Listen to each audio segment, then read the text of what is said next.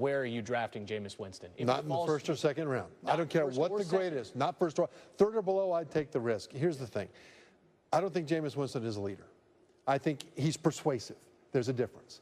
A leader will hold his teammates to accountability and then hold himself to the same or higher standards. And Jameis seems to be in his teammates' face, but then holding himself to a completely different standard off the field. And you can get away with that in college. But in the NFL, I played with guys that will not put up with that.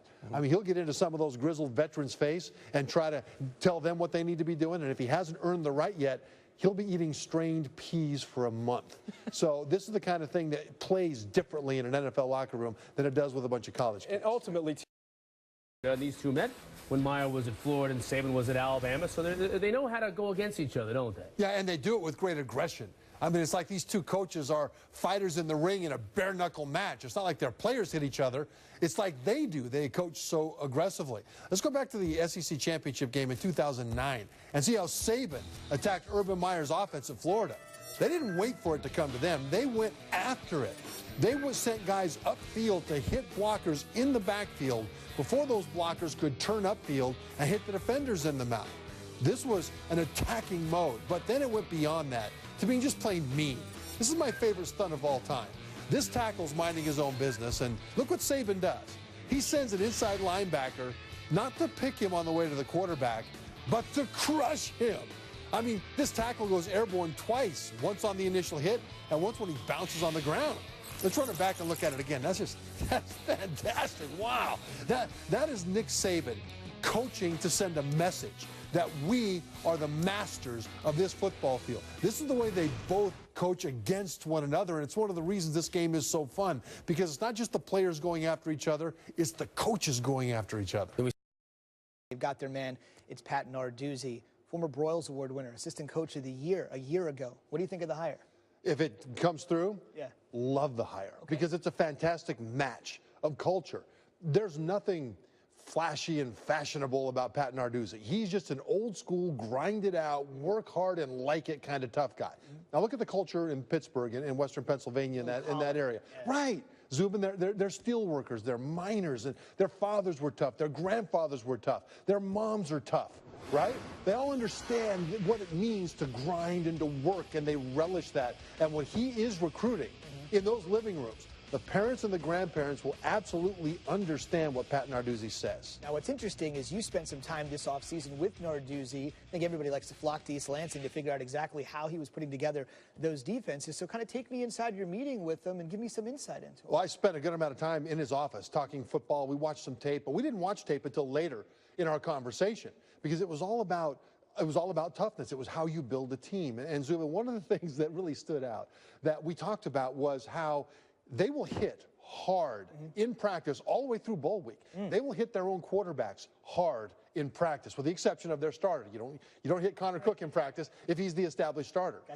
But they would hit those guys hard in spring ball when they're still going for that job. They're still competing for it. And I asked him, I said, you know, most teams are really dialing back the physical contact, the hard hitting later in the season, and especially into bowl week.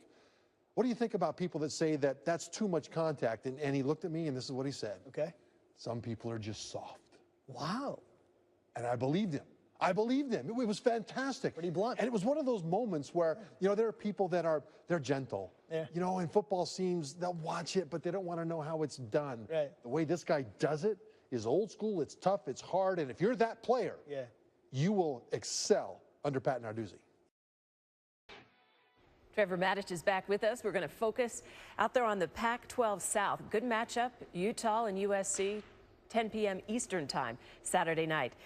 So you're friends with Coach Kyle Whittingham. Well, we played together. We were teammates at BYU. I was a hotshot freshman center, thought I could block anybody. Kyle was a cement wall of a middle linebacker that taught me the flavor of dirt. This guy would bounce me off the ground so hard the geology department would call to complain about messing up their instruments. You know, he went on to be the conference defensive player of the year, got a master's degree, which is weird because a linebacker with a master's degree is just weird. But it took a lot of getting used to for him to go to Utah because they're our big rival. Why did you do that? But I'm happy for his success. All right, then let's talk about the game. And, you know, I hope all the linebackers around in the building just don't get on you about being weird for being educated. Bring it on. Okay. All right. I can handle linebackers.